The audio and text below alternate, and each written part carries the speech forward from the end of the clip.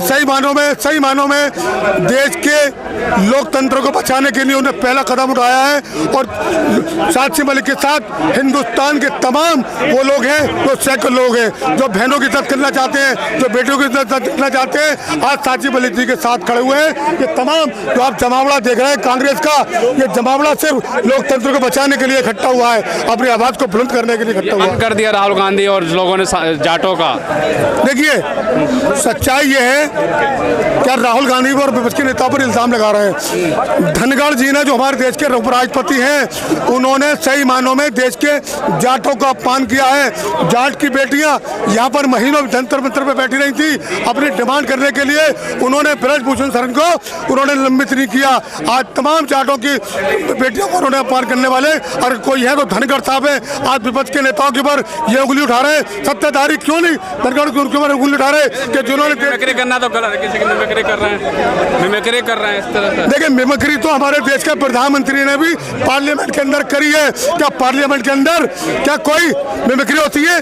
Parliament संविधान बचाने के लिए होता है, लोकतंत्र बचाने के लिए होता है, ना कि लोकतंत्र के चुने हुए नुमाइंदों की मजाक उड़ाने के लिए होता है। आपने देखा होगा मोदी जी ने पार्लियामेंट के अंदर हमारे सांसदों की मिमिक्री उड़ाई थी। अरे किधर देश को ले आना चाहते हो आप? कहाँ ले आना चाहते हो? किस किस की आवाज को दबाना चाहते हो? अगर कोई सवाल आपसे करेगा तो आप 140 सांसदों को बाहर का रास्ता दिखा दोगे। बाहर का रास्ता उनको क्यों नहीं दिखाया? जो हमारी देश की बेटियां, जो हमारे सम्मान थी, हमारी आदरणीय थी, हमारा गुरूर थी, जिन्होंने मान सम्मान हिंदुस्तान का किया, इसी जंतर मंतर पर महीनों धरने पर बैठी रही, उस ब्रजभूषण शरण को उन्होंने क्यों नहीं लंबित अब तक किया? मैं पूछना चाहता हूँ, आतंकवादी घटना अभी घटती है 13 तारीख को सीमा ने उसको लेटर दिया, उसको क्यों नहीं बाहर का रास्ता दिखाया गया? क्या वही बाहर का रास्ता दिखाएंगे जो उनको सवाल पूछेगा? गृह मंत्री क्यों नहीं जवाब देते? प्रधानमंत्री क्यों नहीं जवाब देते? अगर जनता सवाल पूछेगी तो आपको जवाब देना पड़ेगा। हम कहाँ रहते हैं जहाँ पर संसद का भी कोई सिक्योरिटी है नहीं। अच्छा खासा विंटर सेशन चल रहा है और ऊपर जंप लगा के वो जो भी हो, अनएम्प्लॉयड हो, पढ़े लिखे हो, लेकिन ये तो ब्रीच ऑफ सिक्योरिटी है ना। तो उनके बारे में कुछ पूछो तो बाहर निकाल कर रहे हैं। तो कैसे तो जाटों का अपमान कर रहे हैं? तो कौन जाटों का अपमान कर रहा है? मिमिक्री बना के देखा नहीं यार, मोदी तो सबसे ज्यादा, मोदी के मुंह में तो और कुछ नहीं है। नेहरू परिवार का गाली गलौज छोड़ के ब्लड तक चले जाते हैं नरेंद्र मोदी। 2 वर्ड में मैं खुद टीचर हूँ, 2 वर्ड में मैं डिस्क्राइब करूंगी नरेंद्र मोदी को। पर्यायवाची ऑफ अहंकारी और सिनोनिम्स ऑफ एरोगेंस। ये एरोगेंस और अहंकार ये लेके वो चल रहे हैं। और हमें क्या हिंदुत्व सिखाएंगे? हम तो जन्म से ही हिंदू हैं। मुसलमान लोग जन्म से ही मुसलमान हैं। ये मंदिर करके और मूर्ति बैठा के चलेगा? देश के लोग भूखे हैं, अनएम्प्लॉयड है। This is called deviation of attention. लोग अपने असली मुद्दे पे ना जाए, इसलिए मिमिक्री जो कल्याण बैनर्जी ने किया है 100% करेक्ट। इससे ज्यादा करना चाहिए। गलत नहीं है, बिल्कुल सही है। कुछ सुनेंगे नहीं हमारे। और धनकर और ओम बिरला जो बैठे हैं ना, 2 हाउस का जो स्पीकर, बिल्कुल खरीदे हुए हैं उनके। खरीदे हुए हैं? आप बैठ के थोड़ा सा देखना। मैं बहुत ज्यादा ट्रैक रखती हूँ। अगर ऑपोजिशन में कुछ बोलने चाहे, उनके 2 मिनट मिलता है, 2 मिनट से भी कम। और जो ट्रेजरी बेंच में है वो आधा घंटा बोल रहे हैं, ऑल बकवास, ऑल फेक। तो क्या करेंगे? जाटों का अपमान का मुद्दा भड़काने के लिए क्या नहीं कुछ। और यहाँ से जाट कहाँ अपमान हुआ भाई? उन्होंने हक के लिए क्या अपमान हुआ? उनके क्या अपमान हुआ?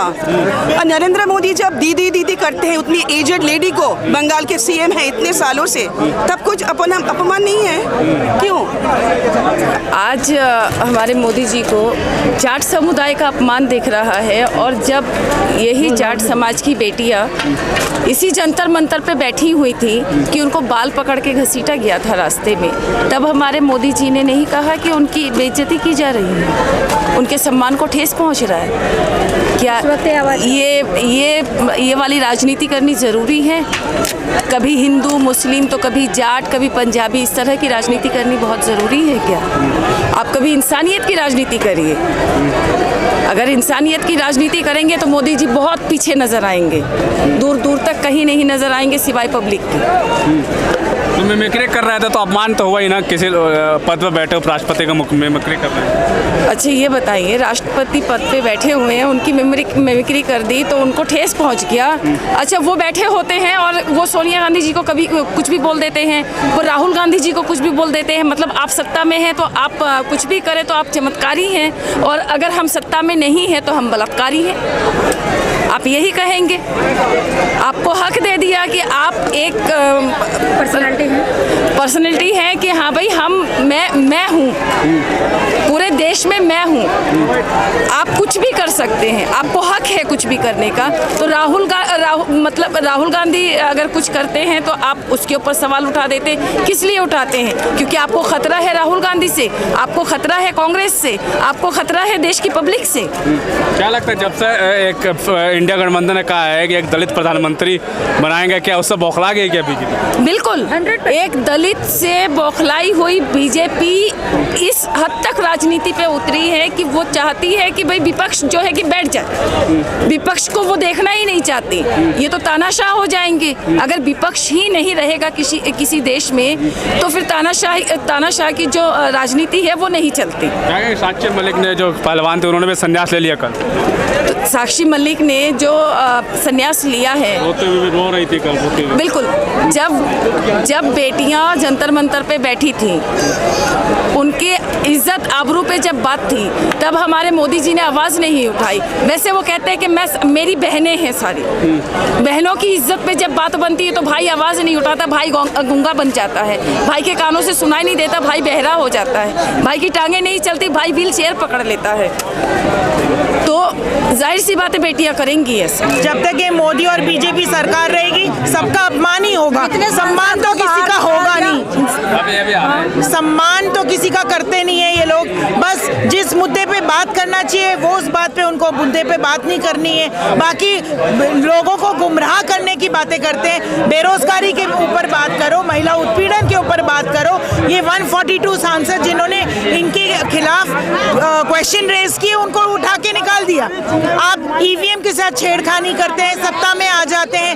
ये हम बोल रहे हैं, ये आज हमने धरना प्रदर्शन, ये जो हमारा विशाल प्रदर्शन इसीलिए रखा है इस गूंगी बहरी सरकार को सुनाने के लिए कि बहुत हो गया आपका अत्याचार, आप छोड़ दो गद्दी, अपना इस्तीफा दे दीजिए। अब बहुत हो गया, हमने भी बर्दाश्त की, हमारी जो लिमिट है वो खत्म हो चुकी है। अब आप मुद्दे की बातें करिए ना, बीजेपी को मुद्दे की बातें करनी चाहिए। उनके जो खुद के विधायक और सांसद जो बदतमीजियां करते हैं, अंतर्राष्ट्रीय खिलाड़ियों के साथ जो बदतमीजी की, बदसलूकी की, उसके ऊपर क्यों चुप बैठ गई स्मृति ईरानी? जब ये महंगाई इतनी बढ़ती जा रही है, सिलेंडर हमारे कांग्रेस के टाइम पर 410 रुपए हुआ करता था, अब 1100 के पार हो गया है। तब तो स्मृति ईरानी जी सड़कों पे आ जाती थी, बोलती थी मेरे सैया तो खूब ही कमाते, महंगाई टाइम खाए जाते। तो अब इनसे पूछा जाए, अब नहीं खाए जाते उनको? अब कोई तकलीफ नहीं हुई क्या उनको? अब यहाँ तक कि बच्चों की दूध की बोतल तक छीन ली इन लोगों ने। साल भर में 9 रुपए बढ़ गए दूध के रेट। आप बताओ, बेरोजगारी बढ़ रही है, महंगाई बढ़ रही है, कहाँ जाएगी सर? मुद्दों को भड़काने के लिए जाट का अपमान कहा गया है क्या? और क्या, ये मुद्दे को भड़काने की बात है? आप ये मुद्दों को भड़काने की ही बात हो रही है, जो असली मुद्दे हैं उसके ऊपर ये बात नहीं करती है सरकार। पहलवान ने भी कल संन्यास ले लिया, सुने होंगे खबर? हाँ, पहलवान बेटे जो साक्षी मलिक। हाँ, तो आप बताइए, इतनी होनहार बेटी बोल रही है कि मैं आगे से नहीं कुश्ती लड़ूंगी। गोल्ड मेडलिस्ट हमारे देश के लिए कितना बड़ा नुकसान है। ये अपमान नहीं है जाटों का? हाँ, तो पूछो उनसे, अपमान नहीं है क्या? ये मुद्दे से भटकाने वाली राजनीति करते हैं। गूंगी बहरी सरकार है, इनको सुनाने के लिए हम सबको एकत्रित होकर उनके वहाँ पर प्रदर्शन करना चाहिए, उनके ऑफिस पे जाकर सबको। मोदी का तुगलकी शासक विपक्ष सांसदों का क्या निष्कासन, इसका क्या मतलब है? इसका मतलब ये है जो आवाज उठाता है उनको संसद से निकाल दिया जाता है। 152 विपक्ष के नेताओं को संसद से बर्खास्त कर दिया कर रहे थे सांसद। हाँ, उनके नेता नहीं करते हंगामा, इतने अपशब्द इस्तेमाल करते हैं, तब कोई एक्शन क्यों नहीं लिया जाता है? तब तो ये चुप बैठती है, तब क्यों नहीं लिया जाता एक्शन? गलत एलिगेशन लगाती है स्मृति ईरानी। आप मुझे एक बात का जवाब दीजिए कि ये इनकी सरकार डिवाइड एंड रूल कर रही है, हिंदू मुस्लिम को अलग कर रही है। अपने जो उनके पक्ष की बात नहीं करते उनको या तो हटा देती है या उनके ऊपर ईडी बिठा देती है या कोई एक्शन ले लेती है। ये बेसिकली जो है हिटलरगिरी कर रही है, हिटलरगिरी कर रहे हैं। हाँ, डिक्टेटरशिप चल रहा है ये सब। ये शर्म आनी चाहिए इन लोगों को। जांच हो गई तो होने में और देखो कहने में और होने में अंतर होता है। कराएगा कौन? और कराएंगे भी जांच अगर कराएंगे भी तो ये पैसे वैसे खिला खिलू के कर देंगे, रफा दफा केस।